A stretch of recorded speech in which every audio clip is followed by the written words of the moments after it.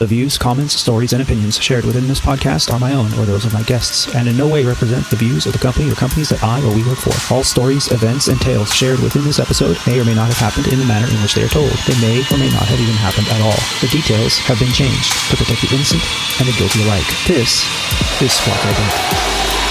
Now, hold on a second. You either need to say that again 3 more times or say it once real slow like.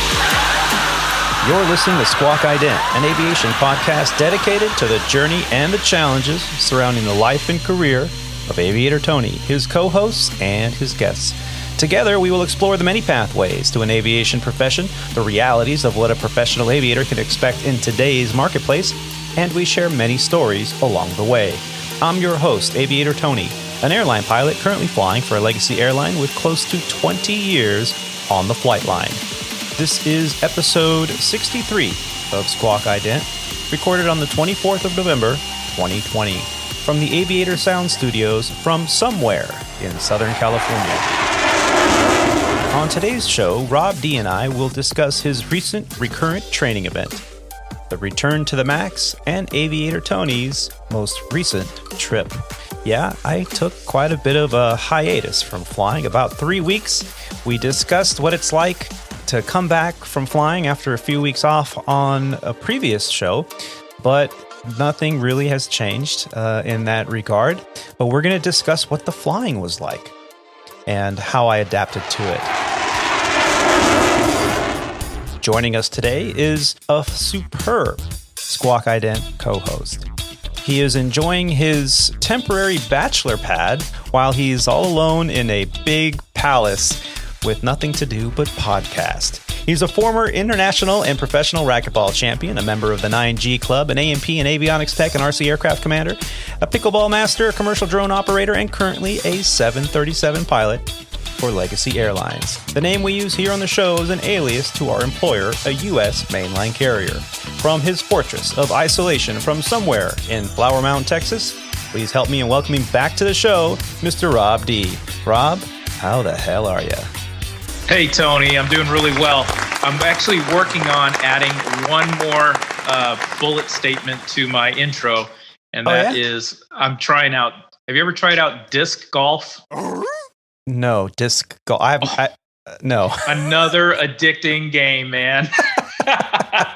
It's so fun. I just got into it the other day, and I had a blast. I love to play golf.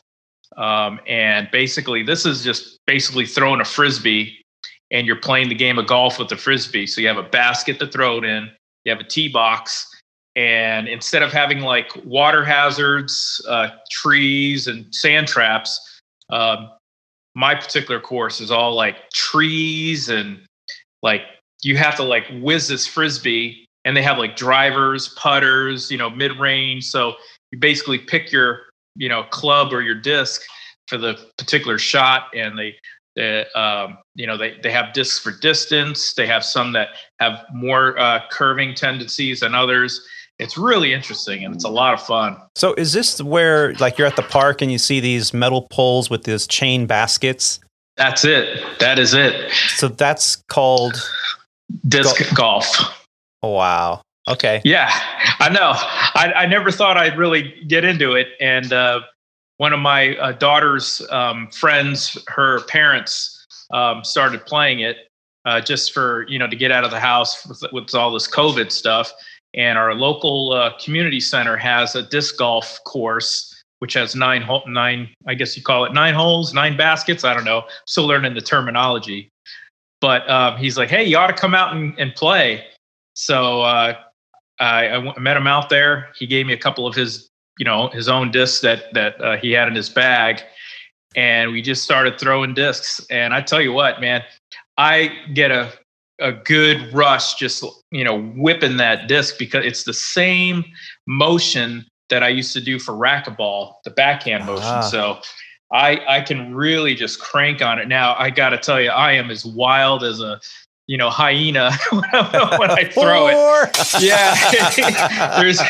I definitely need to practice, but after 3 or 4 good, really hard throws, I started to get an idea of the trajectory of that particular disc, and I was able to kind of bring it in a little more and have a little more control with it. But gosh, it's fun. You ought to try it. It's good for everybody. The kids, wife, everybody can play it.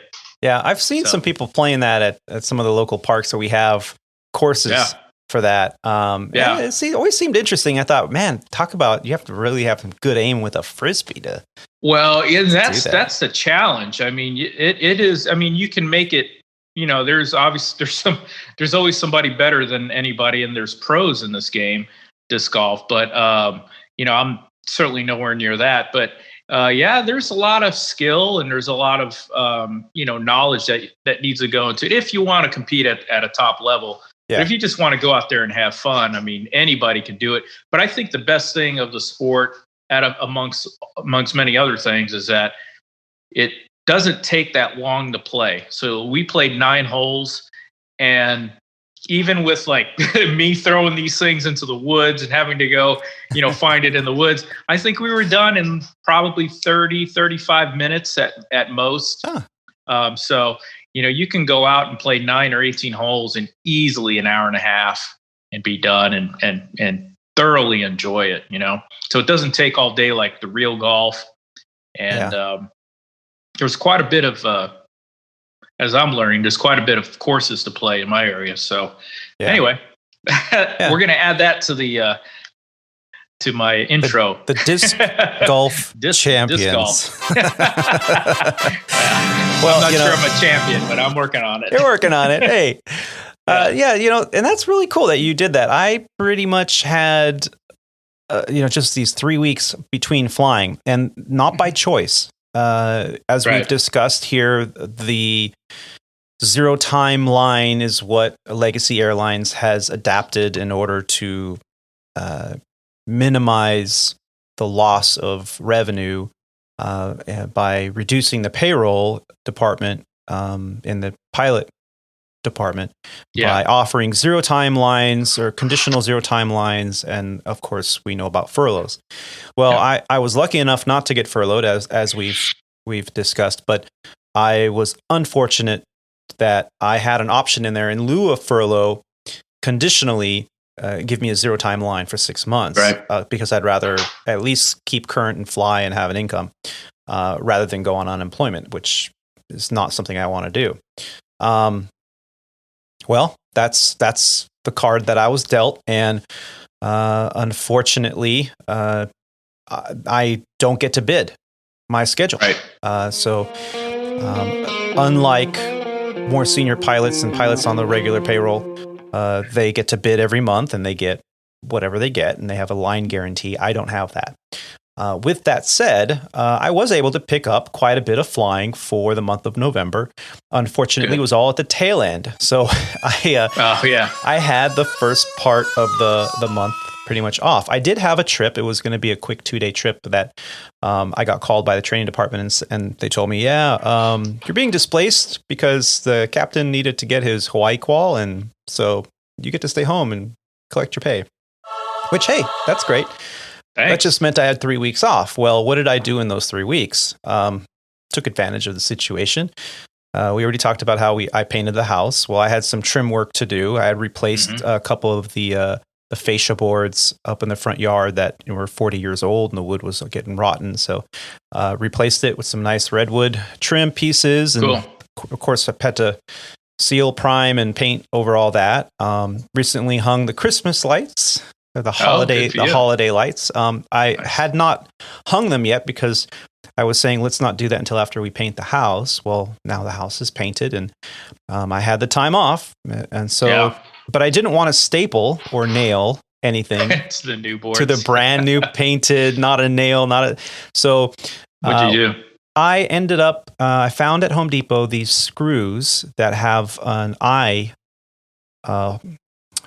peg at the end of it, right? So it's for installing, I think it's for installing some kind of drywall or some kind of sheet metal. But anyway, it was in the aisle with like where the stucco is in Home Depot. And a pack of 100 of them was like $10. I thought, hey, perfect. So I went up there behind the fascia, and every 24 inches, I drilled in one of these fasteners. And I happened to have about 500 feet of solid steel cable that I was using for the garden whenever I would string up a vine or, grapes or whatever I was doing in the garden. That way it wouldn't rust. And so I had this cable already, and that's what I did. I hung this cable behind the fascia with these fasteners, and it came out really nice. So then I went up, and when I hung the Christmas lights, they hang on the wire. You don't see that from the street or from the curb. And they come out nice and straight. When I take them down at the end of the season, the wire stays. Yeah. And then next year, it's going to be real easy to just hang them up in a couple minutes. Nice job. So man. I did that. Found out that my trailer I have a little flatbed utility trailer that I use when I go run errands and grab 2x4s from Home Depot and things like that. Well, I couldn't move it the other day. It was a cold morning as the temperature dropped, and I couldn't move it. I had to move it aside, and I thought, what's going on here? Well, one of the bearings, I thought maybe it seized. Well, what happened was the grease was so old on the bearing that it actually kind of solidified. So I popped off the center cap and pulled out the cotter pin and took the retaining nut off, and I started scraping the grease, and it was coming out like dried clay. So, like dirt. Yeah. So I thought, this is bad, So I pulled everything out, ended up cleaning the bearings out with some carburetor cleaner and gasoline, just really getting them clean. Yeah. And I salvaged them. They were good. They weren't pitted, and the seat was decent. Bought some high temperature lithium grease, and if anybody out there likes to tinker around with automobiles, and how messy axle grease can be, bearing grease. Yeah. So that took a day, and then we were just cleaning out the garage and doing all these little things. By the time the 3 weeks were up, we had accomplished quite a bit. And amazing. Then I had to pack for my trip that I just got back from. A little 4-day trip. And it was, again, really super weird to have to deal with this trip and how to pack for it, how to get ready, and check the weather. And it's just something that's kind of difficult to go back into it. I almost didn't want to go back to work. I was getting so much done. I felt productive. I know. And I don't know if you felt the same way I do. I feel like I'm I have so much to do. I don't have enough time, even with all the time off. You know what I mean? There's always something that needs attention. Yeah. And it's just never ending. And it's like, how did I ever, get to any, or if any of this at all, when I was actually working, a full, super crazy schedule. You come home and you have 2 or 3 days, sometimes 4 days off. And before you know it, your bags are packed and you're out the door again, and starting to cycle all over again. It's tough. Yeah, it is. And but hey, that's we don't have a 9 to 5. When you're an aviator, especially in a professional environment, you are at the mercy of crew scheduling and your schedule and what you bid. And if you're on reserve, you're really, how do you get anything done on reserve? Because you can get a phone call saying we need you at the airport in 2 hours. How do you start projects? You can't just leave them, undone. Grab your stuff and go. It's difficult. So these are some of the challenges that we deal with. As an aviator, it's not all poolside margaritas on the layover. Oh no. It's nice when you do get those, but no, it's not like that all the time. Yes. So, let's talk a little bit about what we've been up to. So now that our pre-flight is complete, let's push off the gate, start up those virtual podcast engines, and get ready for takeoff. So Rob, you were telling me that since our last recording, which was I think back on the 11th of November, that you actually flew a trip. You got a trip in your schedule that actually wasn't modified or manipulated in any way, and you got to fly it. Can you tell me a little bit about what happened? Well, actually, I probably should have disclosed that it was modified and changed, but it was for the better, believe it or not. And it didn't get modified or changed until we actually started the trip. So we started the trip with no idea that we were going to get rerouted during our 4-day trip. And the first leg was from DFW to DC.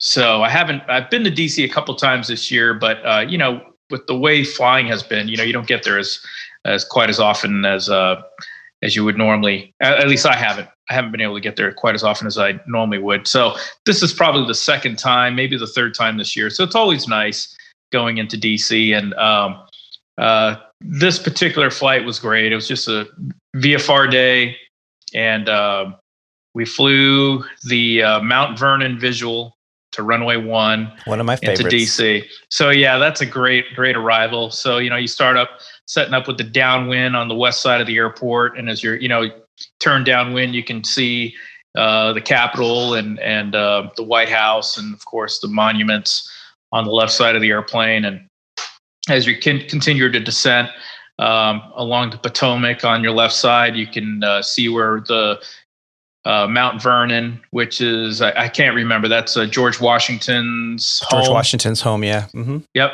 So as you make a left hand turn around the point with the left wing around George Washington's home, you line up with the runway 1 localizer and join the glide slope, and you descend down into DC, landing runway 1. It was a beautiful night. Great trip. We got to DC, and the next leg was DC to Miami. The trip was going to end in Philly. So we were DFW to DC, DC to Miami, and then Miami to Philly. So it's quite a day. We actually were looking at about 8 hours and 45 minutes of flying. So we were only 15 minutes shy of our federally regulated maximum hours we can fly for the day, which is 9 hours.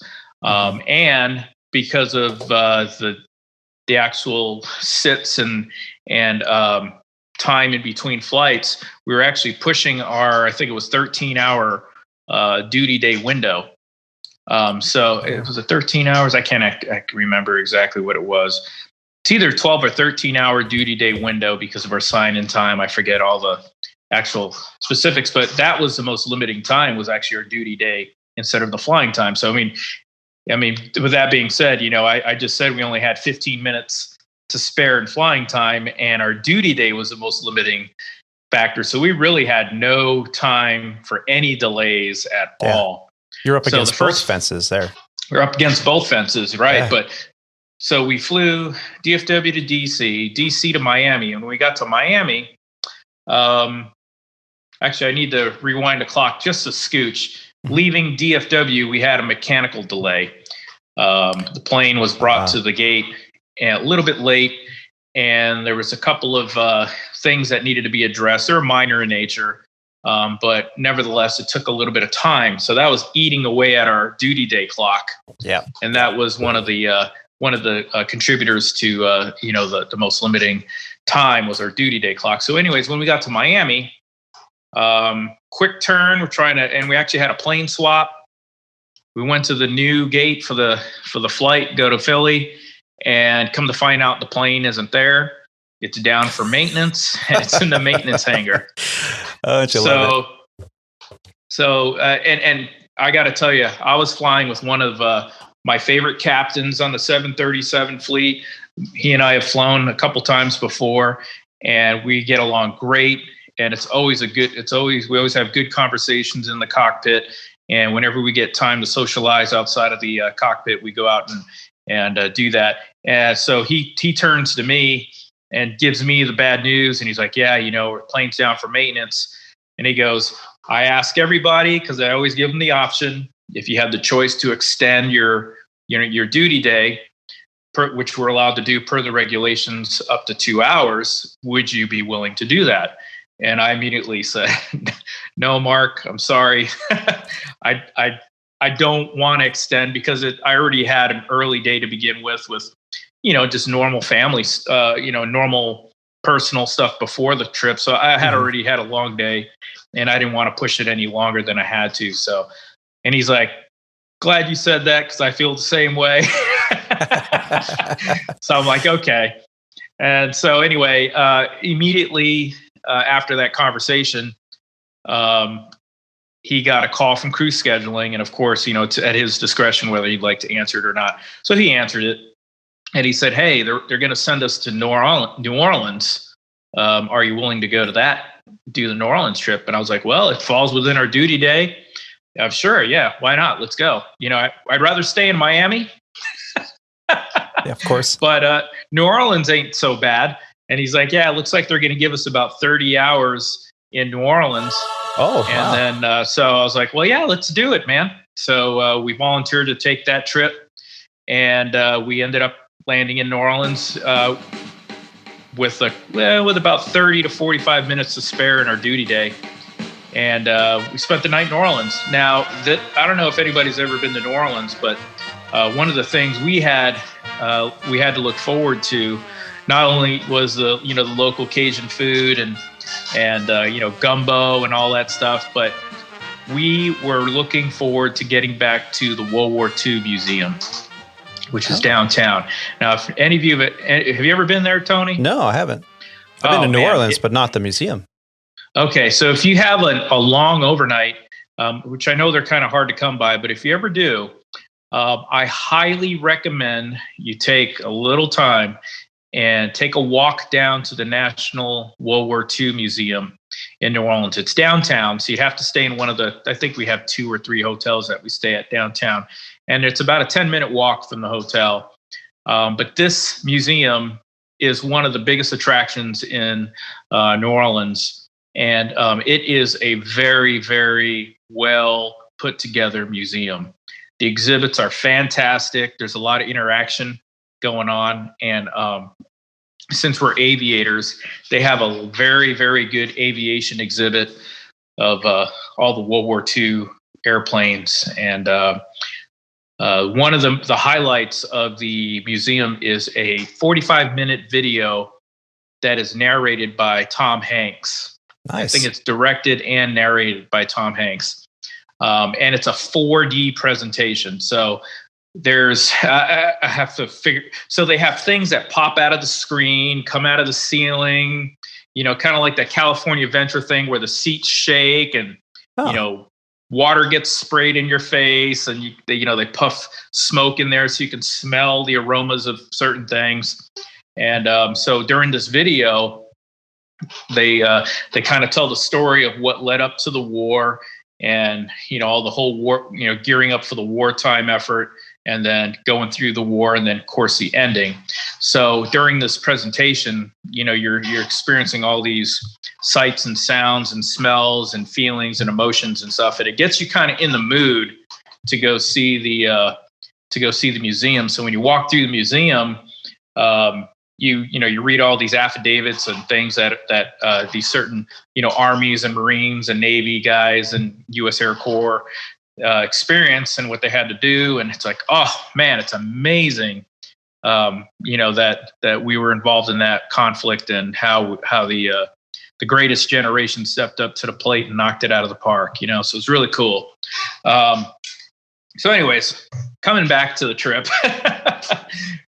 spent the whole day in New Orleans. I checked it out while you were telling me because I had not heard about this. I was so interested. Beyond All Boundaries is the 4D presentation. Beyond All Boundaries, showing exclusively at the National World War II Museum's Solomon Victory Theater, is a 4D journey through the war that changed the world. This museum-produced experience is narrated by executive producer Tom Hanks, with Phil Hetema serving as show producer and creative director. Beyond All Boundaries features dazzling effects, CGI animation, multi-layered environments, and first-person accounts from the trenches of the home front, read by Brad Pitt Tobey Maguire, Gary Sinise, Patricia Clarkson, and Wendell Pierce, and more. So, yeah, I would amazing. Really enjoy seeing that. I got to tell you, so if you do not have a long overnight there and you have just maybe an hour to kill, I would recommend just going to the museum just to watch that presentation. I believe it's a $7 admission to that particular thing. It's only 45 minutes long, so you're in and out. But if you don't have time to see the museum, now the museum is gigantic. It's huge. I mean, we practically sped walk through most of the exhibits because it's so big, you know. And I there's a couple things that I was really interested in that I wanted to stop and read.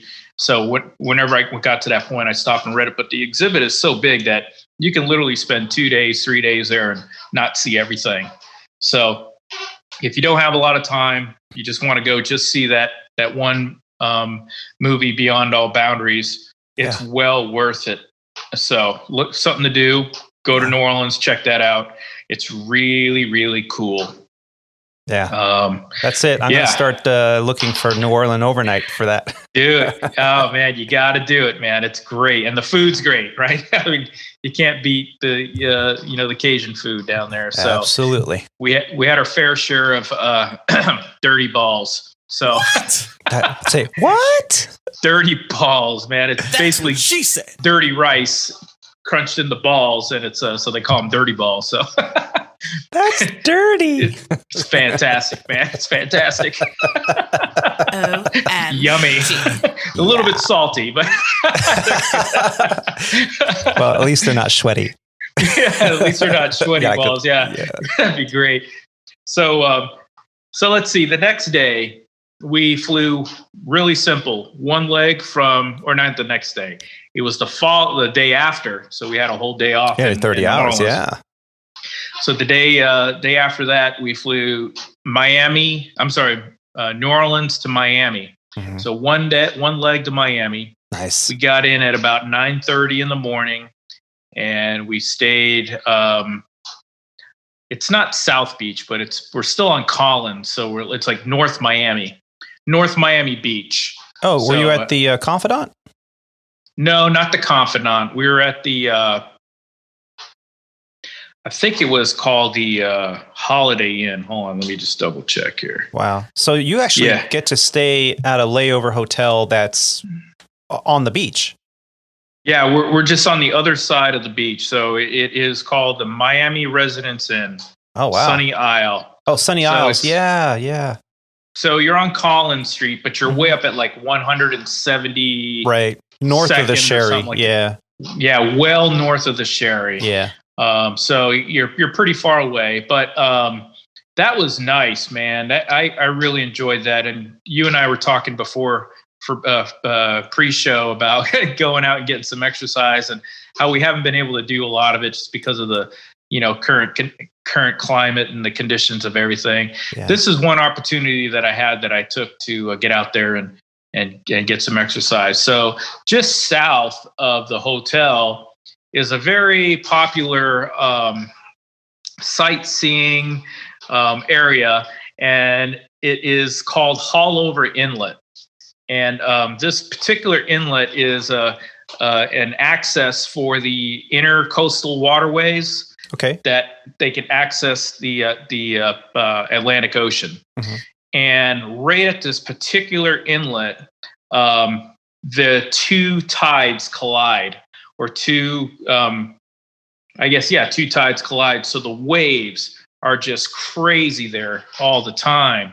And it's if you look on YouTube, just Google or YouTube Hallover Inlet, you see these boats just crashing into these waves. And these people go there and they videotape these things on purpose, because every now and then you're going to see a pretty exciting boat ride through this inlet.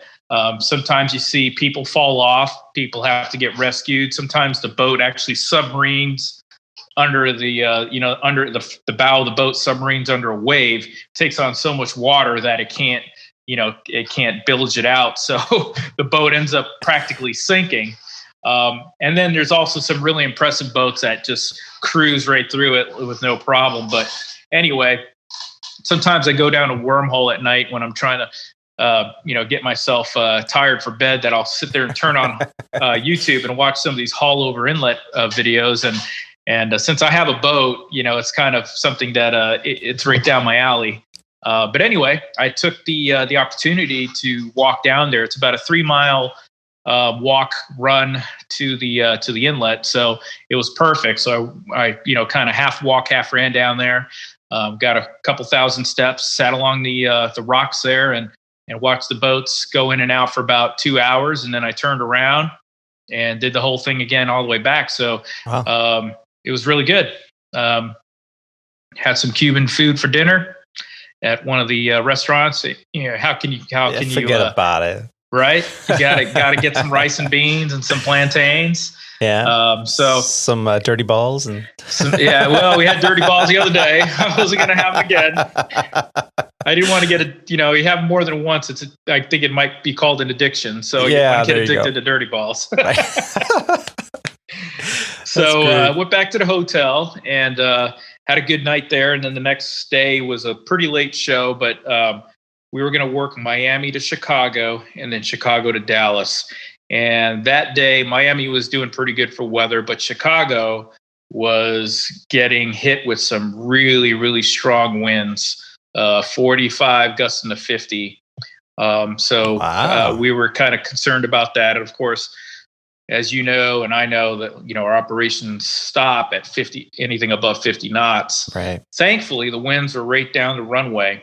And the only thing we really had to deal with was the possibility of wind shear and some icing in the clouds as we descended into Chicago. But that flight pretty much went off uneventful, and we were able to get into Chicago and head on back to Dallas without any delays or any incidents. So, did you note your ground speed on the approach?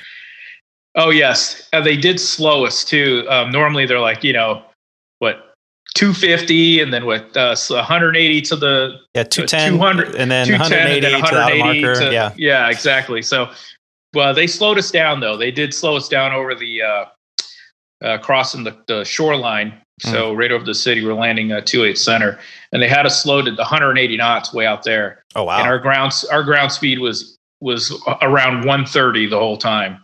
I mean, we were just practically hovering, slow flight. I think a Cessna can go that fast with a little tailwind. So yeah, and I know there's a lot of GA pilots going, 130. What are you scoffing at? It's like, no, 130 in a 737 or a bus. You're like going, are we moving? You're waiting for the stick shaker to go off, and you're going to announce, hey, this first stall is going to be to the left today.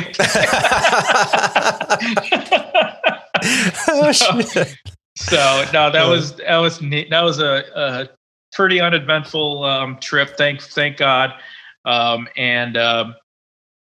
Let's see. I flew back to Dallas, and that was the end of the 4-day trip that week, which was quite fun. Yeah. I got to tell you, like I said, I flew with a good friend of mine.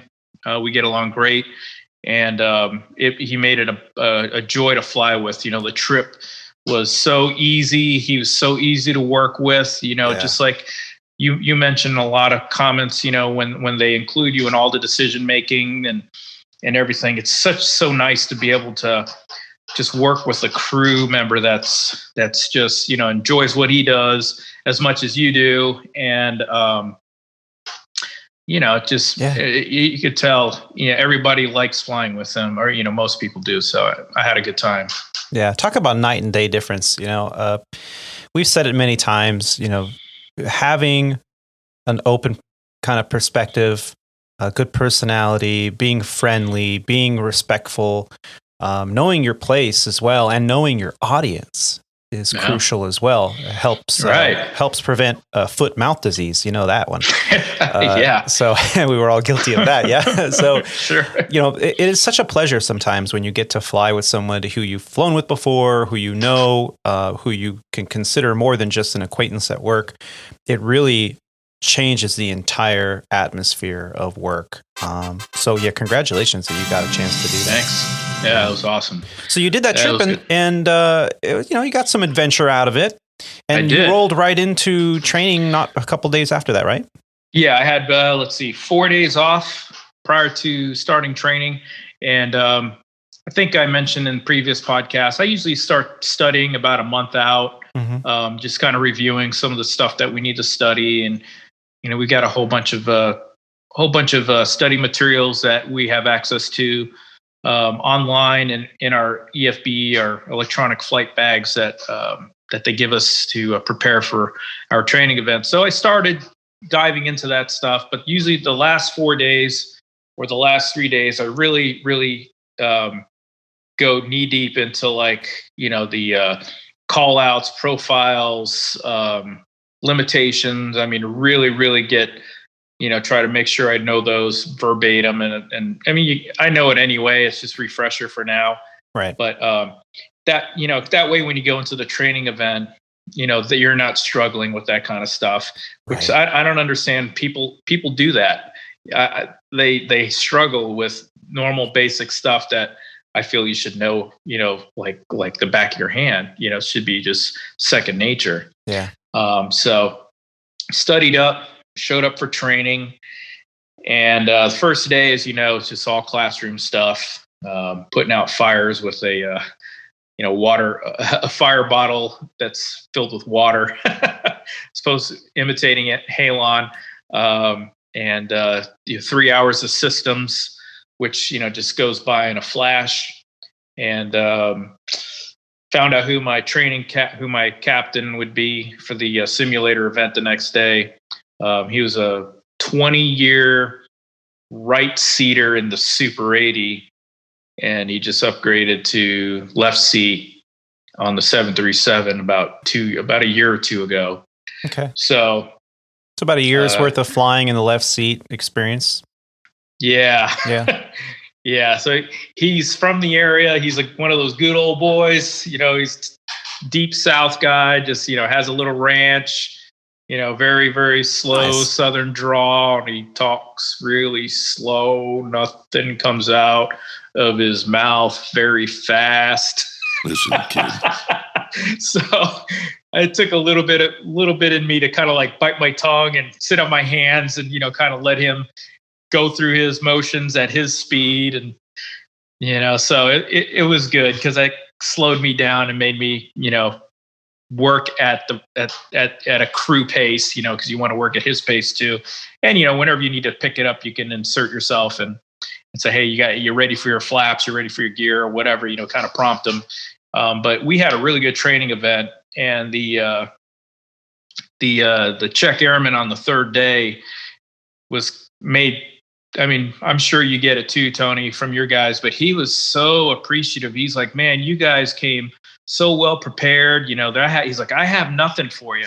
I mean, the stuff that I have are just little tiny nitpicking stuff. But I mean, he's like, man, you guys really, really did a great job. It's like, I don't have anything to debrief you on. I mean, we were done more than a half hour early.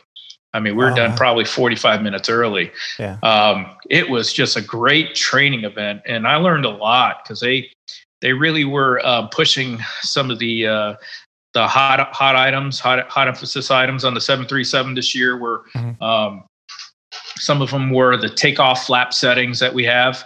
As you will know, we have quite a bit of flaps, so quite a bit of options for flaps that we can take off with. And couple of different power settings that we use. So there's been an increase in improper configuration of flaps and power settings on some of our departures, which is triggering FOCA alerts and stuff like that. So FOCA is being the flight is it? Flight assurance flight operations quality assurance, I believe. That's it. Yeah. So now your process on a normal operation, how do you determine what your power setting and flap setting for takeoff is going to be on a normal flight for a 737? So that's a good question. So the process basically starts back at dispatch. The dispatchers, when they put the flight plan together, They collect all the information from the reservation systems and all that stuff, and they get a good idea of what the passenger and cargo weight's going to be. So from that system, they basically plug in how much weight we plan on carrying for cargo and passengers. Now, what we always need to have, obviously, as you know, we always need to have enough fuel to get from point A to point B. But that's a variable number also. So, but it only varies, a couple 100 pounds on a given day. But if you have to add alternates, depending on how far the alternate is, that can vary by thousands of pounds, depending on how many thousands of pounds of fuel you carry. So long story short, once they compile all those numbers, which is usually about an hour before, the flight planning system kicks out a planned takeoff weight. So this is all the numbers that they have figured we would, all the weight that we are going to carry for takeoff 1 hour before departure.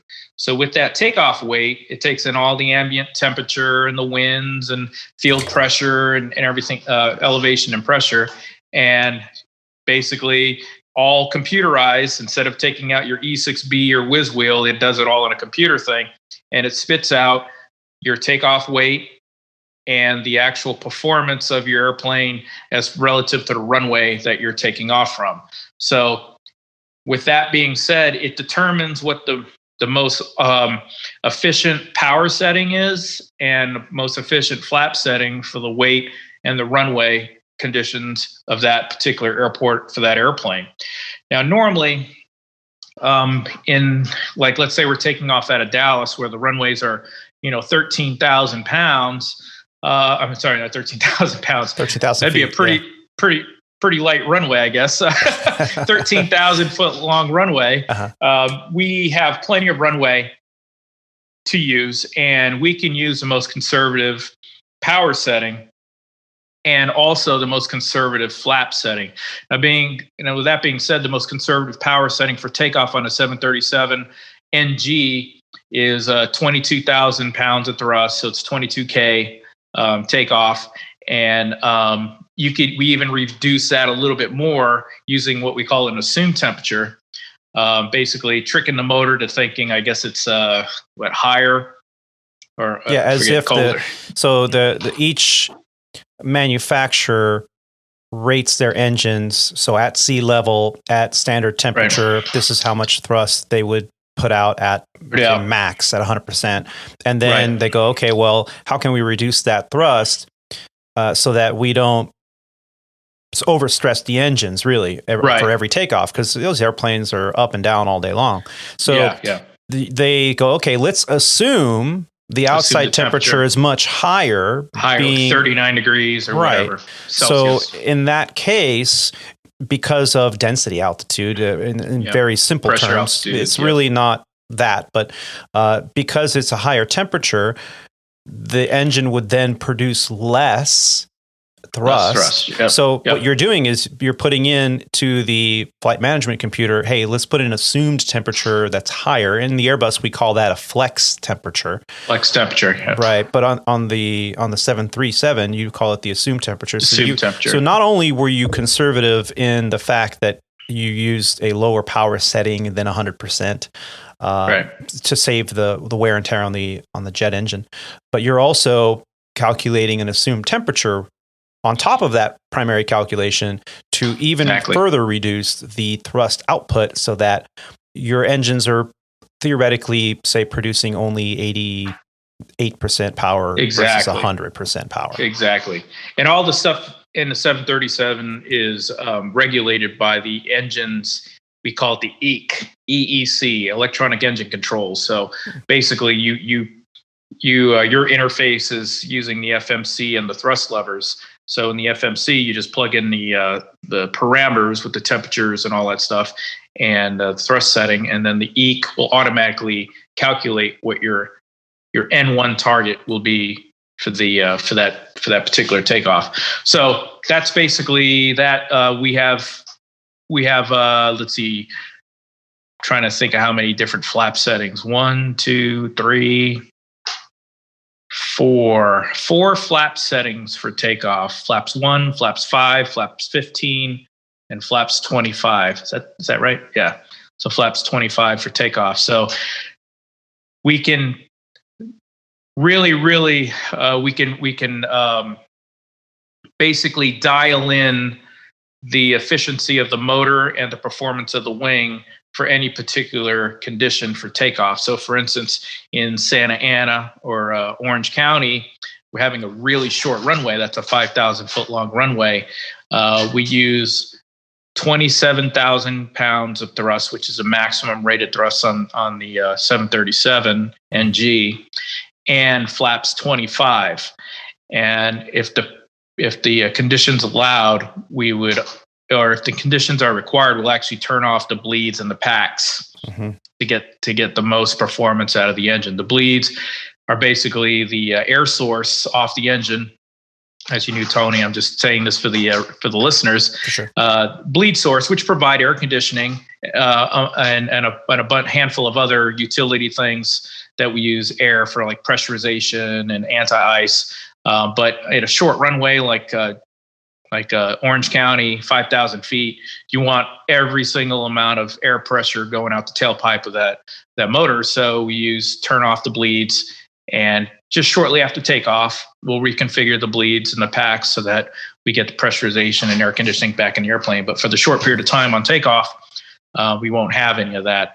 So anyway, that's what a 737 takeoff kind of setting, power and flap settings are. So we've been having a trend, go back to the beginning of what started the conversation. There's been a trend of not setting the proper flaps or power settings for our takeoffs. And we were trying to, always kind of speculate what could it be. Right. And they say that, a lot of it could be from, we're having a lot of new hires. We have a lot of guys who are upgrading that have never flown the airplane. So they've coming from other airplanes and coming into the 737 fleet for the very first time as a captain. And it seems like all of that stuff is happening all at the same time. And the FOQA data and all the analysis show that all these things are happening around the same time that those the hiring and the upgrades are happening. So the trend is that the occurrences are happening statistically more so with either low experienced pilots in either seat. Exactly. So, so they're trying to make sure we're aware of that and make sure that we adhere to company SOPs and the TEM model, right? Make sure we go through that. And actually, during training with the Czech Airmen, it was quite interesting to go through another hot topic for us was bleeds off takeoff. For some reason, we're taking off without the bleeds on when we're not required to, or we're not supposed to via the checklist or procedure. And I'm sitting back there, I'm like, wow, how can that happen? But we went through the checklist, and I think we counted 11 times during the checklist we're supposed to check the bleed and the pack configuration on the airplane. Yeah. And for some reason, it gets past everybody 11 times. We actually make it in the air, triggers a high cabin altitude condition where, you start getting red warnings and bells and whistles going off in the cockpit. So you've mentioned quite a few very, very telling things, very interesting, that I appreciate. The bleed off for takeoff when it's not required. This can happen for many reasons. And like you said, for the 737, you check it like 11 times. And an Airbus driver or maybe somebody that's in GA is kind of like, oh, well, wow, that sounds like a lot. What's going on? Well, it's because it's a manual process. You have to physically do it. And not only do it, but you have to do it in the right order to not get these nuisance messages, right? Right. And configuration problems. So you really have to be cognizant of that. It's almost like your temperature control, right? You're always constantly going, cool the cabin down or heat the cabin up. You're constantly changing that, right? Until you get to cruise, and then the engine power stays the same. So why do you have to adjust it? But there's also something else that through our experiences, a couple decades out here on the flight line, seeing these things happen, there are those pilots out there, usually pilots in command, that take it upon themselves to go, well, the numbers say that we can take off with the bleeds on, but I don't feel comfortable with that. Let's go with the bleeds off for more performance. Okay, Captain.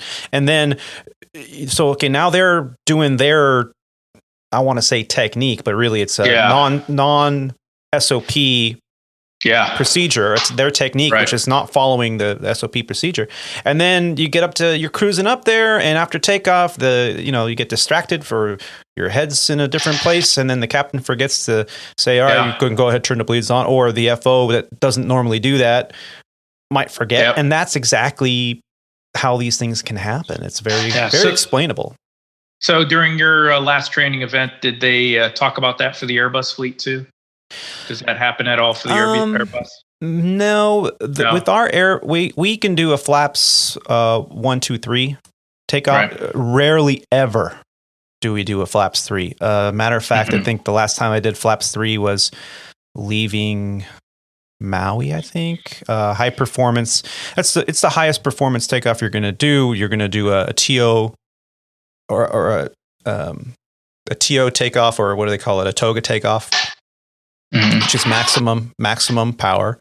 Flaps 3, because what are you doing when you put flaps to 3? Or don't you have more drag? Well, yes, but you also are making the wing more lift, longer, bigger, more surface area, so you can be airborne at a much lower speed, so that you can make that first segment climb restriction, and you can have the performance required and all that stuff. And you could lift off before the end of the runway, or your V1 calculation for your accelerated stop distance can be all. These are all, technical jargon about performance. One of the weaker things that a pilot usually has in terms of their knowledge of performance, because there's so many variables and it's very mathematical.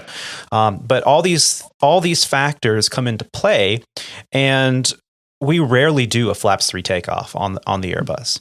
I think I've done it maybe a handful of times in the past couple of years.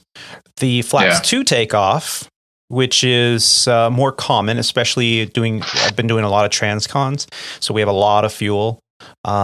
And so, you're going to do a flaps 2 takeoff.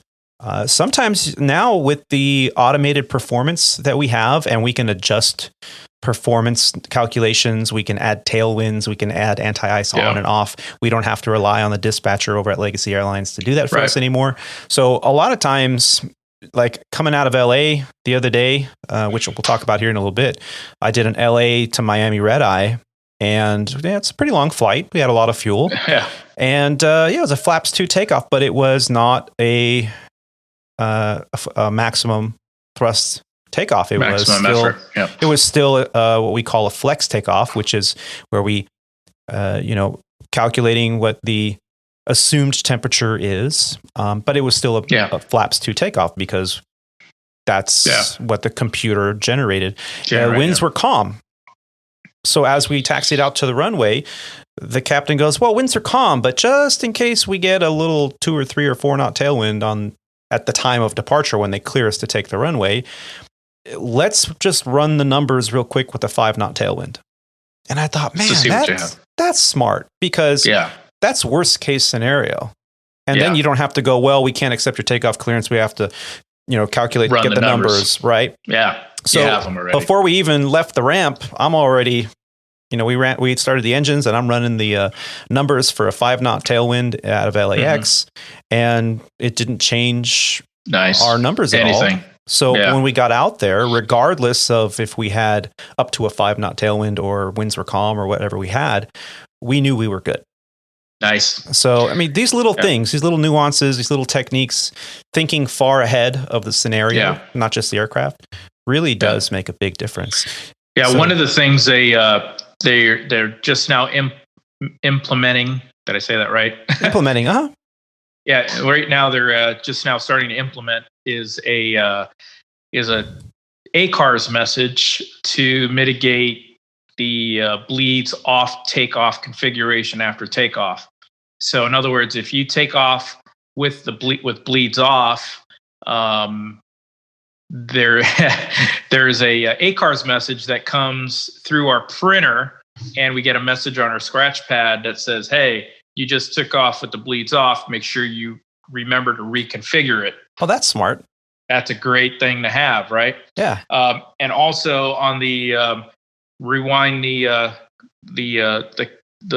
clock here a couple more minutes prior to that, if you do change a runway or a flap configuration in the I'm not actually, let me say that all over again.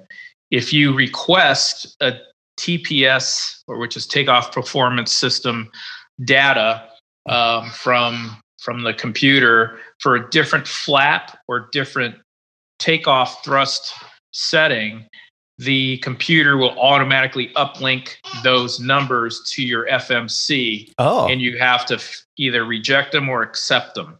Oh, that's nice. Yeah. So like in your case where you requested the tailwind, it will automatically uplink. Not only will it come off the printer, but it'll automatically electronically uplink into the computer. And if you can accept the numbers, and it'll automatically make those your new numbers.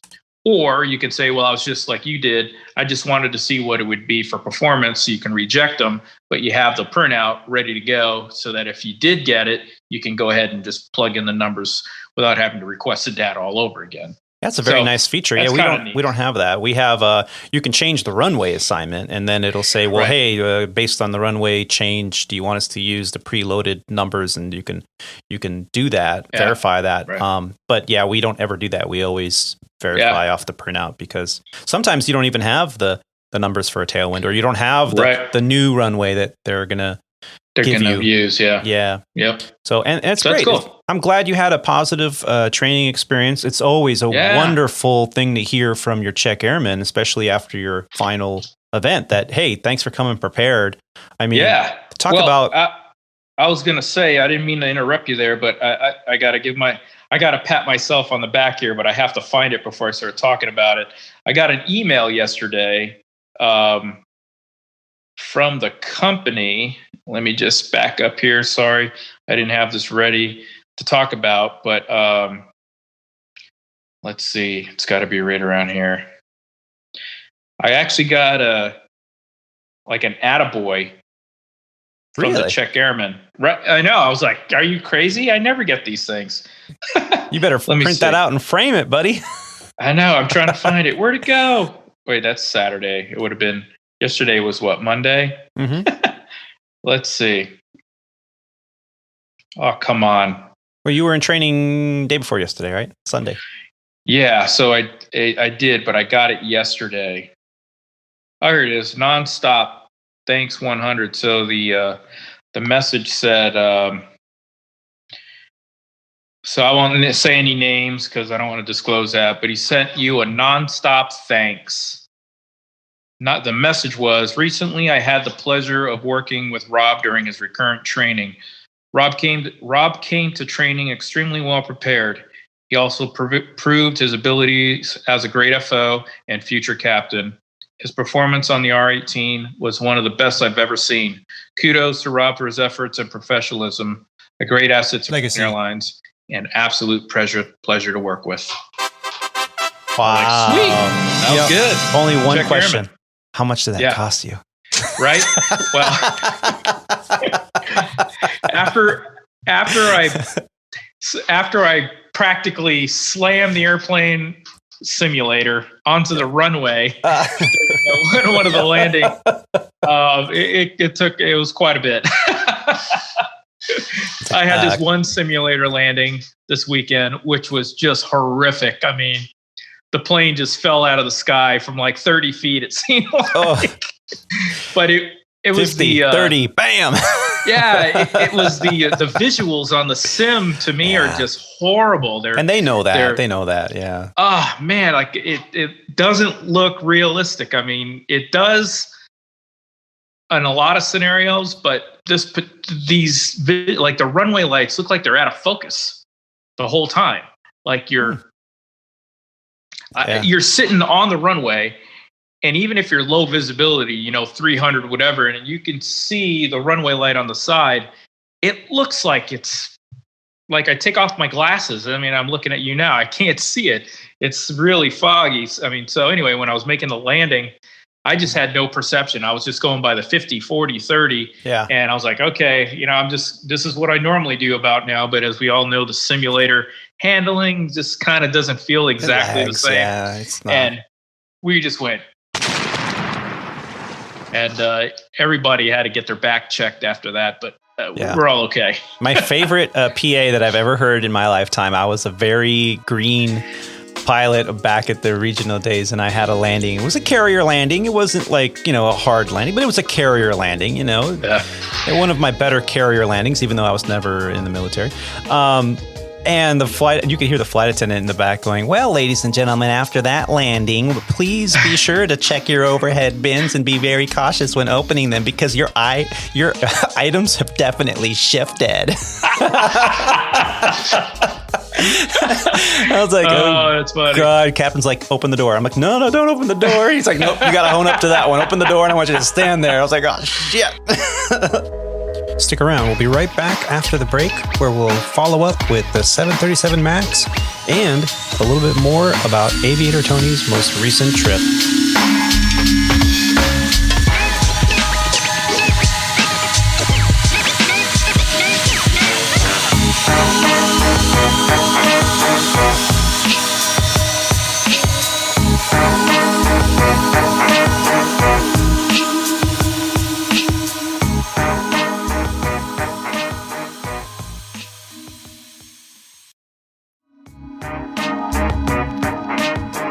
Oh, man. So my captain had one. He was doing his Cat 3 approach. And on the 737, the captain always does the Cat 3. I'm pretty sure it's same wide. Yeah. But the weird thing for a 737 at Legacy Cat 3 approach, you have to turn off the autopilot at 1,000 feet. So the captain hand flies the approach all the way down to the runway in the Cat 3 conditions, which makes no sense to me because I could fly an ILS at only 1,800 RVR, and I could fly it all the way down to 50 feet. Yeah. Yep. So, but he has to fly it hand flown, down to 50 feet and virtually zero visibility, and land the airplane. So he's looking through a HUD, and that's one of the reasons why he has to hand fly it. And actually, the 737 is certified to auto land with the 2 autopilots, but we just don't have that certification at our company. So the other alternative is to hand fly it.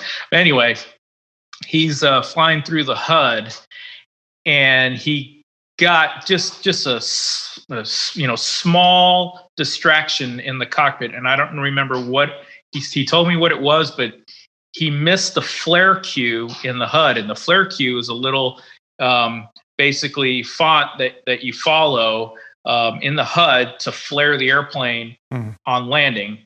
So you have a nice greased landing right at the aiming point and everything like that. Well, he got distracted just enough to miss the flare cue in his eyesight, so he didn't flare. So 750 to 850 feet per minute, we hit the runway. Boom! It was like 3-wire maximum brake. We're like, shit. Oh my God! And you hear parts in the simulator brake, and simulated overhead bins come falling down.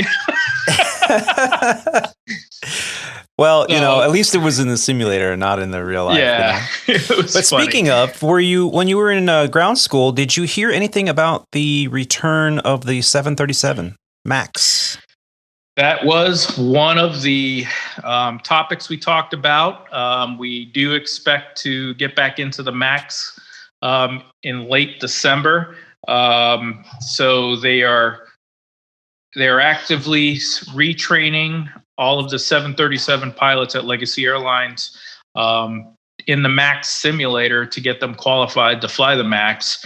And as far as official notice from Legacy, There's an article that they released to the company, and I could read it if you want me to. It's quite lengthy, but basically, in a nutshell, they're going to fly the Max a couple times with non-revs, and so they're not going to fly any revenue passengers, and they're just going to run it throughout the system to demonstrate, it's safe to fly. And I think they're also going to have it somewhere where general passengers can see it and smell it and touch it, and kind of get back acquainted with a 737 Max. But then I believe on December 20th is when we're actually going to start flying the plane in revenue service and it's going to be mainly based out of Miami.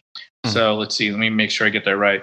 On December 29th, we'll resume scheduled service with 2 daily flights or 1 round trip from Miami to LaGuardia through January 4th. After that, we expect to gradually phase more 737 MAX aircraft into revenue service throughout January, with up to 36 departures from Miami hub, depending on the day of the week.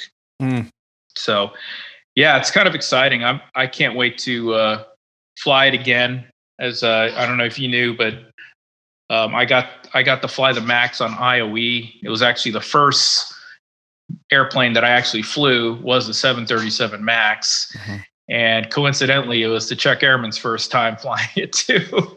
So we were both brand new to the airplane. And I had no relevance as far as what an NG or a Max flies like, but I can tell you the Max was beautiful, man. It was brand new. I think it had 5 landings on it prior to, us touching it and putting a little bit of stress on the landing gear, but testing it out. it was great, man. I mean, the screens are nice on it. They're bigger. The plane is a little quieter, and of course, you guys have that in the Airbus, the Leap engines, the Neo, on the Neo. So those are nicer. They're quieter for us, and they take a little longer to start. And that's kind of the biggest, complaint that we get. But it's a nice airplane, and I can't wait to fly it again. And as you know, and I know, that's going to be the safest airplane in the sky. I mean, after all of the stuff this plane has been through, the company, Boeing, they're going FAA and everybody, NTSB, they're all going to make sure this plane is the safest airplane in the sky. For sure. And I think it will be coming out now. They've changed a lot of procedures for us as far as flying the Max. They're incorporating a couple of memory items that we have to know to fly the airplane. And of course, as you can imagine, one of them is the runaway stabilizer. So that one is going to be a memory item, and about 2 or 3 others that we're going to have to memorize. So right now in the NG, there's 0 memory items. We don't have any at all. So it's kind of nice, but I think rightfully so. There's going to be a couple of memory items that we're going to have to deal with, and we already kind of dry ran it in the NG in the sim, the memory items for the stabilizer, trim, runaway, and it's pretty straightforward. It's quite an event too when you realize how it happened, and what you need to do to overcome it, and it kind of sneaks up on you. It seems like it'd be quite obvious and evident, but it really, really is a sleeper of an issue until it gets to the point where you're like, oh crap, till it bites this you. This and it's almost, if you don't immediately react to it, you'll be in a lot of trouble really quick. Well, it sounds to me like it's a lot like the uncommanded swerving on the Embraer. It really is. It really is. And because like we talked about that on the uncommanded swerving on the Embraer, the first thing you almost want to do is reach for the tiller. Right.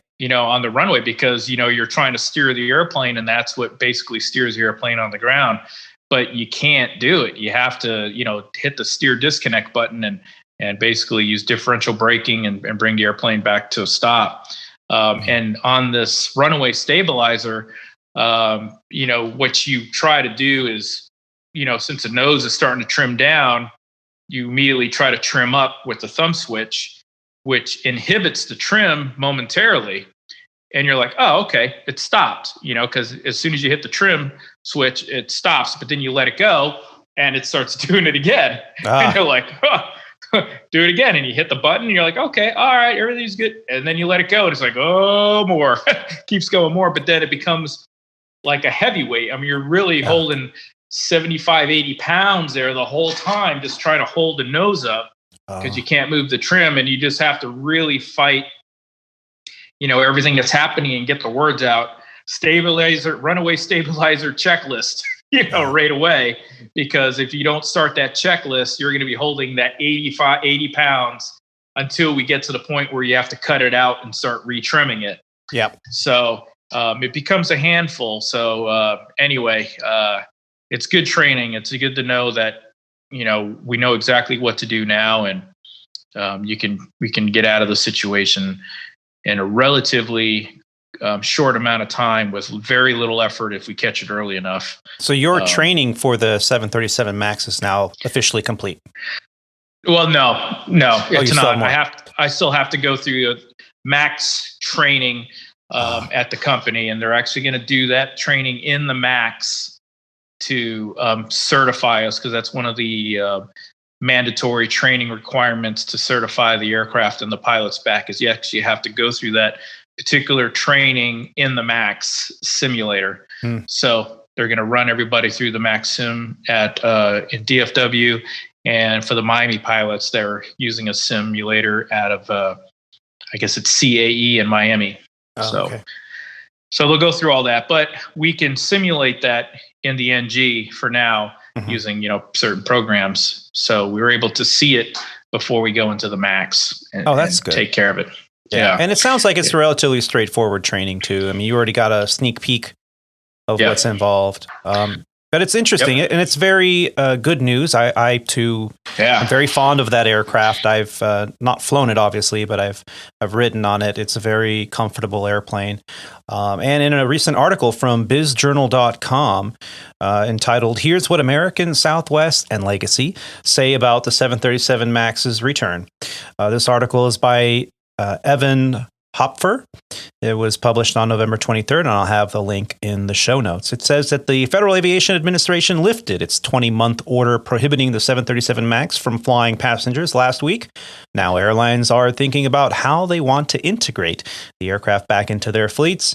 The two carriers at Seattle Tacoma International Airport, or SeaTac as we know it, American Airlines Group Incorporated and Southwest Airlines Company, has anticipate different timelines for reintroducing the aircraft. American envisions the first 737 MAX passenger flight before 2020 ends, while Southwest said that the jet will enter its fleet later in 2021. Both carriers anticipate significant training requirements for their pilots before the plane carries passengers again. American, a codeshare partner with SeaTac-based Alaska Airlines, will fly nonstop commercial flights in early December, as you mentioned, Rob, there, to demonstrate the plane's safety. The company leadership told employees in a letter last week. On December 29th, the carrier will fly a round-trip flight between Miami and New York once a day through January 4th. And so, it goes on with a little bit more detail, but it says here, unlike before the pandemic, there is no pressing need for carriers to get the plane back in its fleets as soon as possible, because airlines currently have too many airplanes for the amount of flying demand that warrants it. So American and Southwest were two of the largest operators of the 737 MAX back when it was grounded in March of 2019, after it crashed twice in a 5-month period, killing 346 people. So, this is good news for the operators like Legacy that have a few of these MAXs and that are anticipating getting more from Boeing. There's a couple other articles out there that came out actually about 5 or 6 hours before this podcast was recorded, indicating that the European Union has also started to implement a timeline to return the 737 MAX back to service in the EU. So cool. Great news. Yeah. And thank you for sharing your experiences with the training. It's always fun to hear, especially on a different fleet, what the training is like. So, I thank you for that. You're welcome. do we go from here? Well, I think we can squeeze everything in here in 20 minutes. Yeah. Well, for myself, we were talking about coming back, flying a little bit. You got to fly a trip right before training, which I'm sure was extremely helpful to kind of, get back in the saddle before you're being tested to all the emergency procedures that you're required to go through in training. For myself, I had, multiple weeks off, getting a lot done around the house. But as I mentioned earlier, the getting ready to come back to work, it takes me a little bit longer to prepare, a little bit longer to make sure that my EFB is up to date, that all the updates have been completed, that I'm current with my charts and my manuals and everything is current. Yeah. On top of that, I have to pack. So I check the weather, all the places I'm supposed to go, and how many days am I going to be gone, and what are the hours? Am I going to have the opportunity to go for a run or go for a workout on the layover? And so my first flight was a red eye, which, not having flown in a while, it's been a long time since I was awake during my wackle, a window of circadian low. And we talk about wackles all the time. Yeah. When we're talking about what we were at the onset of the podcast at FAR 117 and flight time, and if you're in a flight that goes into the wackle period, that could be an issue. And it's tough, even though I took a nap in the middle of the day and I tried to stay up a little bit later, a couple nights before the trip started, to get my body kind of used to being up. It's still tough, to be awake during your wackle. And then you land in Miami 6 a.m. and you get to the hotel as quickly as you can. The sun was already coming up. You shut the curtains. You put the clips on the blackout curtains to make sure no light comes in. You try to bring the mind down from the intensity of flying an aircraft, the operation of an aircraft, and that's hard to do. It takes me, and it takes most of the people I've discussed this with, about an hour to settle back down and get into it. And so after about an hour of getting unpacked and getting the room cooled down and situated, finally got to sleep. And the weird thing is, you get to sleep, but the body says, hey, usually you're awake right now. Yeah. So after about 4 or 5 hours, I naturally kind of tend to wake up. So by 1, 2 o'clock in the afternoon, I was already wide awake. I mean, that's it. I was done. And I didn't have much time before I had to get ready, because I had a 7 p.m. van time that evening. That was my 12 hours. You fly all night.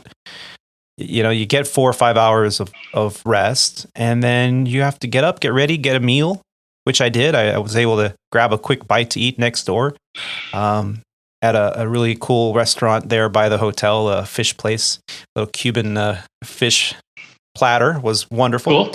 And then got back to the airport and flew Miami to Las Vegas. Now, this wasn't a red eye. This was just a late night flight. By the time we landed at Las Vegas, it was around midnight. But I flew with a captain that I had flown with about 2 years ago. And I remembered him. And after talking after a little while, we're like, yeah, we did fly together. And I went into this app that we have here at Legacy. It's not a company app, but it's an app that one of our pilots put together. And I know we've flown together. So I went and did a little quick background search. And it's like, yep, we flew together on December 18th of 2018. Isn't that neat? Wow, really? You got? I'm like, yep, we did a trip and we actually did a Miami layover together. So there you go. I was like, that's cool. So next time I'm going to look people up. And then when I go, yeah, we flew together. It was Miami layover. It was on the 13th of December back in 2018. You were wearing a uniform, if I remember. Oh, boy. Uniform, yeah. Like, wow, how do you remember all that? I'm good. I'm just good. So I'm flying with this captain. It's a really great guy. We got along really well. And coming into Las Vegas is kind of tricky. And the reason is there's some terrain around the airport, especially at night. There are a lot of illusions that happen, right? You got high terrain, you got dark surrounding, you got a very bright city, and you got an airport nestled right in the middle of it.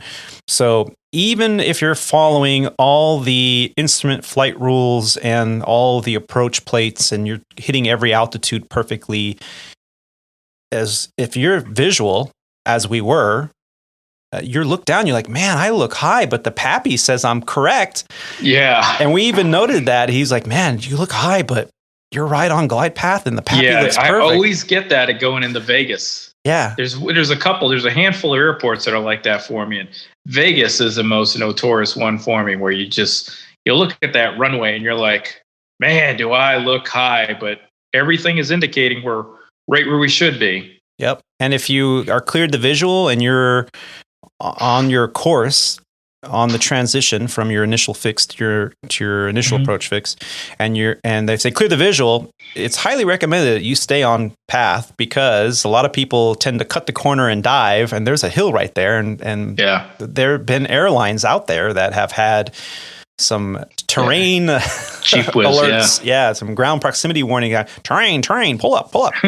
Not something you want to hear at nighttime going into a mountainous airport like that. Oh no. So everything was good, but again, we had to talk about the single engine procedure, and in the event that we have to do a single engine missed approach procedure in Las Vegas, what are we going to do? Do we do the company pages, or do we do the standard? In our case at Legacy Airlines, at least on the Airbus, we just execute the ILS missed approach procedure as published. Nothing special, but you have to brief that. Coming in, it was and my captain said to me, hey, I did the first landing into Miami. It was pretty good. Don't make this one a greaser, because if you do, then the bar is set really high, and then, how are we going to follow that, right? So I was like, oh yeah, it's just been a normal landing, but I haven't flown in 3 weeks. So, hey, your guess is as good as mine. And, even a blind squirrel gets a nut once in a while. I came in. Hey, right. I was like, oh, he's like, I told you not to make it a greaser. I was like, hey, You should have said that wasn't my greaser. You should see my greasers. And that was a rough landing.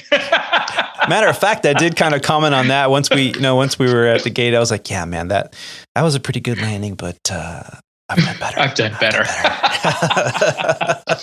Yeah. So, and then we get into Vegas, and we stay at a very nice place off the strip there. And, but again, you get in at midnight. I was tired. I'm not used to these schedules. What is this schedule? So, again, settle down, get cleaned up, right to bed. And we were talking about recording a podcast the next morning, but schedules kind of were what they were. And I'm kind of glad that we delayed it to today, because I slept in. I was tired. Yeah, good.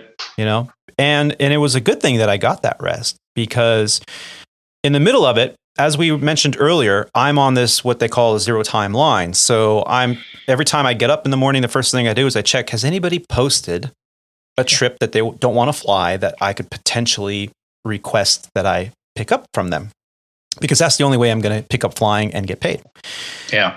And there was a trip. Really? But it wasn't posted on the company forums. It was posted on a Facebook forum that I follow. That it's a closed forum for pilots in Los Angeles on the Airbus that have been zero time lined. And I said, yeah, if you don't mind, I'll take that trip from you. I think it was during New Year's Eve trip. So this pilot wanted to get rid of it. So he went to go, okay, sure, no problem. You're the first one to request it. So here we go. 5 minutes later, he goes, hey, it denied your pickup of this trip. It's like, it did. And this is the code I got. And he sent me a screenshot. And it said, DL not complete. Unable to process transaction. Oh, man. So what is DL? Okay, so every quarter at Legacy Airlines, we have some distance learning that needs to be completed. And they give you 90 days or 100? Yeah, 90 days. Quarter. Yeah, a whole quarter. So you have, and normally I see this while I'm on a trip, I'm on a layover, right. If I'm on the beach, relaxing, I might bring my iPad and headphones and just keep pressing next, until I get it done. Right. But I haven't had those opportunities, and I've been off for weeks, if not multiple weeks on end. And I don't want to do it at home. When I'm at home, I'm busy. So I didn't get it done within the first 30 days, which I normally do. And it's due on the 15th of December. So I was like, oh crap. I'm like, dude, can you just give me an hour and I'm on a layover in Miami, I'll just get it done. So here I am on the layover in Miami, and if anyone follows my Instagram account, there's a little video I posted. Oh God, I gotta sit through this all in one sitting, and so I'm doing it. And then of course the longest presentation was like the California sexual harassment video that was very professionally produced, but extremely cheesy, and you had to answer questions and everything. So I'm like trying to just like knock it out and get it done. It was I did learn a couple things, so I'm very grateful for that. But that's good. So I got it done, and I sent him a message. I'm like, hey, I just got my distance learning done. I got the email verifying that I completed my distance learning. Can you try, trading this trip again? He's like, yeah, sure, no problem. So I got the same message, bro. I'm like, well, maybe I can call the base planner and see if, I'm not missing something. And so I call, and of course it's, to reach the base planner, please call back Monday through Friday from 9 a.m. Central Time to 5 p.m. So I'm like, oh, okay, this is not going to work. And I tell him, you know what? I'm just kind of thinking maybe it takes time from the completion record to go from one system to the other system. That's the scheduling system. So can you just try it in the morning? I mean, I'll do the trip, and I know I'm legal for it. So, cause I have nothing else the whole month. Yeah. Right. So he's like, yeah, no problem. We got all month to deal with it. Oh, that's good. I'll try it again. Well, I was like, thank you. I really appreciate that. So I ended up, it was time to get ready, got ready for my next trip. And it was Las Vegas to DFW, aircraft swap into an Airbus 319 with a high elevation certification. Oh. And because we have a higher landing minimums on particular 319s. And then I got to fly to Guadalajara. So that's it. So I got on board and did a little review of my drift down tables and a little review of my diversion guide. And we have this critical terrain chart that we have to follow. And so all set to go, did a little bit of studying, and before takeoff, we were good to go. By the time I landed in Guadalajara, I got a ding on my phone. Your schedule has been modified. So yes, it went through. Thankfully, now I got at least a 4-day trip. Sweet. And then by the end of the day, I was able to pick up one more, which happens to be a Christmas Eve, Christmas Day trip. So the only flying I've really focused on in these past 2 months with the zero time is I'm flying during Thanksgiving and through Christmas and through the New Year's. And hey, I'm not complaining. At least I'm flying.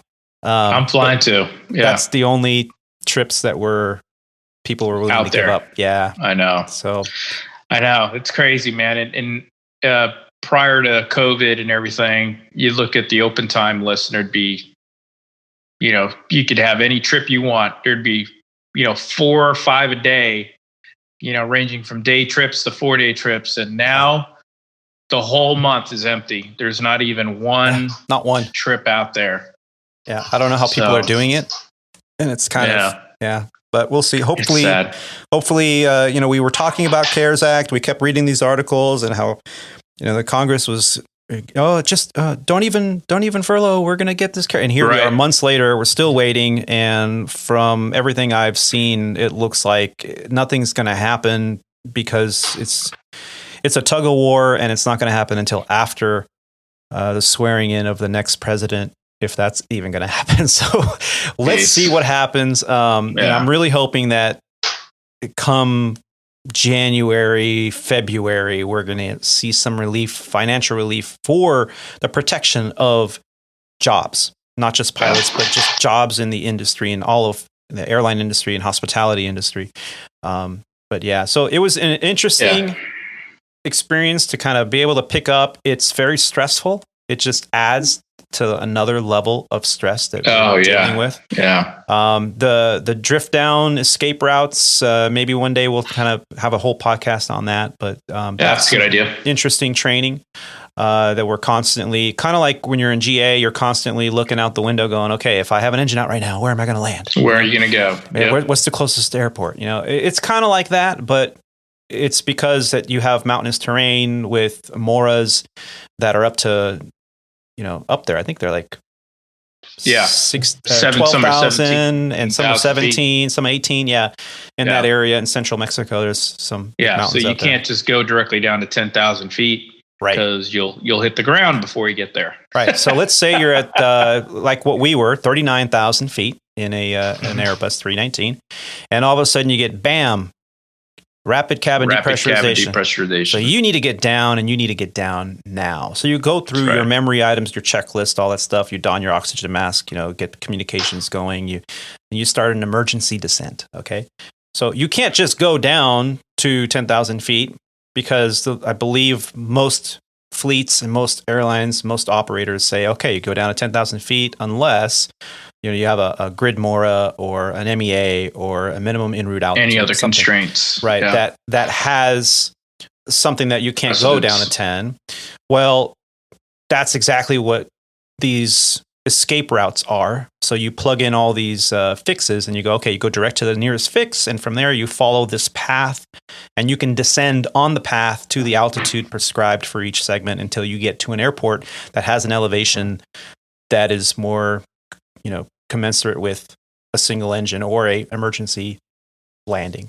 Right. So we did that, and then on the last day, Guadalajara was wonderful. The hotel was relatively abandoned, but it was a very nice establishment. They had very good cleaning procedures in place. You actually had a table set up, so as soon as you got off the van, there was a table outside with spray bottles, and what they were requesting that you do, it wasn't required, that you spray your bag down and all your stuff with this disinfectant before you roll it into the hotel. Oh, that's cool. That's nice. It's nice. A little Lysol spray, whatever it was. Yeah, something. Yeah. Yeah, and quick overnight, and then didn't go out. Just had breakfast, got ready, and back to DFW the next day, and about a 2.5 hour sit, and then back to LA.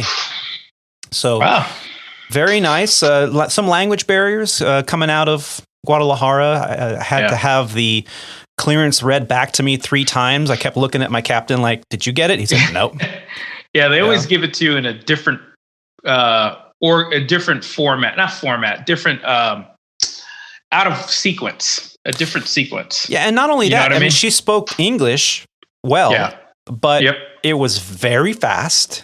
Yep. And the accent was so heavy that my mind had to translate, even though it was in English, my mind had to translate what was being said, these waypoints. She was even giving me the waypoints phonetically. And still, I was like, was that a J or a K or? Because sometimes when they say, they'll give you a phonetic sequence and then immediately following that, they'll say the word direct or direct to, but your mind hears the accent in there and you almost think that word direct to is actually a fix that they're trying to tell you where to go. Right. So then you're like, oh, wait, what was that again? And then you're like, oh, okay. Then you write down this other fix and you're like, wow, I really need to listen closer, Yeah. So, and I have here the flight release. And they don't have digital PDC or digital ATIS. So we had to get everything via voice. And so she gave me this departure, and then it was, direct to Goyas directa Dangos and directa Charlie Delta Romeo Uniform Juliet 40. And I was like, wait. I got Goyas. What's after that? Juliet. Can you spell Goyas, please? Yes. Golf Oscar Yankee Alpha. I'm sorry. Golf. Okay. Golf Oscar Yankee. And so, I felt bad. I had to make her repeat it 3 times. But hey, we got it. It was a nice departure. We had, again, the single engine procedure in case we lost an engine. I was going to say real quick, I just learned something the other day, and this is a great thing about aviation is you're always learning something, right? You said that in Guadalajara they don't have CPDLC or PDC, right? Is that correct? Is that what you said? Yeah, PDC. PDC or CP. Do you guys use CPDLC also? The Neo is the only aircraft on our fleet that is currently using the CPDLC. So we were in Mexico City the other day, and they do not have PDC, and they do not have CPDLC. Okay. But the captain, he's been on the 737 forever. Actually flew the 737 at Airways, I believe, when they had the Dash 200s. Okay. So he's been on a 737 forever. So great person to fly a 737 with, because it's a plethora of knowledge. But anyway, we were requesting the clearance via voice. So instead of them saying legacy 1, 2, 3, you're cleared to DFW via blah, blah, blah. He said, go ahead in the FMS, in the CDU, and request, go to the ACARS link and say, press the button that says request clearance. He's like, we never use that. If there's nowhere in our manuals that tell you that that is active, but push it and watch what happens. And I'm looking at the charts and I'm like, it doesn't say it has PDC or CPDLC, so I don't know how this is going to work. 2 minutes later, you get a ding dong in the airplane, which is telling you got an ACARS message. Rip it off the printer, and you got your whole clearance printed out for you. And I'm how does that work? This is awesome, because now you don't have to call, clearance in Mexico and listen to the controller try to give you a clearance in English that you're going to have to decipher back to your English and put together the route. So it was just like you'd get a PDC clearance, but it literally just says in our CDU, it says request clearance. That's it. So does it go to dispatch, and dispatch gets it from the FAA desk, and the FAA desk then sends it to the dispatcher or sends it to the airplane?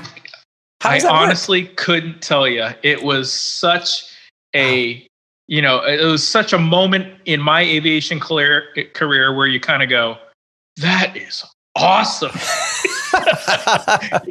That's so FM, Oh man, that's great. All you've ever known was, okay, if it doesn't say PDC in the 10-9 page, right, or if it doesn't say CPDLC, then you're going to have to do voice. You have to listen to the ATIS, call them up, and get it via voice clearance. Right. But this one it doesn't say that in Mexico City. So I was like, all right, I'm going to have to call voice.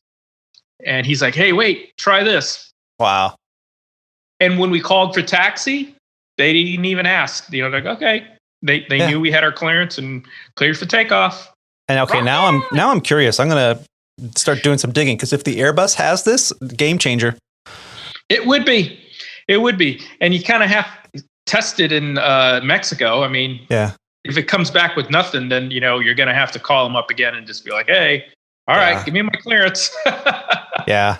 So, I know, that was cool. Just do like the Sam Elliott guy that you had for your sim ride and be like, this is legacy 1, 2, 3. I'll pick up my clearance. That's it. That's it, man. Just slow it You're back. going to have to say that again real slow. As you can see, this is the speed that I talk at. So this will be the speed that my brain can process it at. I know I've mentioned this before in a previous episode, and I think we've shared this, amongst each other as well. Best thing I ever heard was, here we were flying into Chicago, and, the Chicago controllers, they're great. They're the best controllers, in my opinion, in the country, honestly. And, they'll tell you, they're supposed to only give you 3 amendments to a clearance, or 3 clearances at a time in one transmission, right? So they should tell you, like, whatever, Sandpiper 1, 2, 3, descend, maintain 5,000, turn left heading 180, intercept the localizer, whatever. So 3 things. Well, here we are, and it's a busy day. It's VFR, so they've got everybody stacked like on top of each other. You got to hold your speed to the knot, and they're like, I told you to 180. How come you slowed to 170? It's like, okay, so everyone's like doing their thing and everybody's like reading back, blah, blah, blah, blah, blah. And all of a sudden you hear the controllers say, they were talking to an American Airlines Mad Dog. And they're like, American, whatever it was, descend, maintain 5,000, turn left heading 180, intercept the localizer, clear hold 180 to this and hold, then clear the visual, and like 5 things. And there's like a break in the transmission, which doesn't happen at O'Hare. Yeah. There's silence. And so like after like a second or two of silence, you hear, now, hold on a second. You either need to say that again 3 more times or say it once real slow like. Everybody was laughing. The controller's like, I'm sorry, American. And then they gave them one thing at a time. Descend, maintain 5,000. Descend, maintain 5,000. Turn left heading 180. Turn left heading 180. And it gave them the whole thing. And then at the end of it, he goes, now you see, isn't that much better?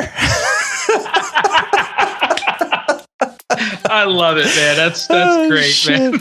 I'm like, those American guys are awesome. Oh, man. Well, it looks like it's that time. Are you enjoying Squawk Ident Podcast? We really hope that you are.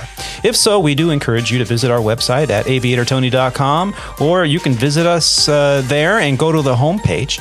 You can find multiple methods to contribute financially to our show by becoming a producer and help us with production expenses. You can also leave us audio feedback, show topics that you would like us to cover, and reviews on what you would like to see and hear. You can view the many photos that we have shared on the Flight Line tab.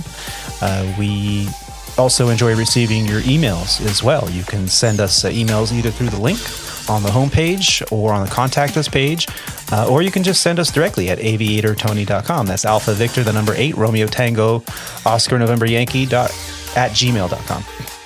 Under the guest book tab, you can view some of the photos that our featured guests have shared with us as well. Facebook and Instagram users can find us under the Squawk Ident Podcast, and YouTube and Twitter users can find us under the handle Aviator Tony and Squawk Ident. We encourage you to support us on the YouTube channel with a like, subscribe, and a share. And please don't forget to select the little bell to be notified when new videos are uploaded. In closing, I would like to say thank you for taking the time to listen to these grateful aviators. Keep the dirty side down out there, be safe, and take care of each other. Bye, everyone. And again, great show, Rob. Thank you. Yeah, great show, Tony. Thanks for having me. All right. See you guys. Take care.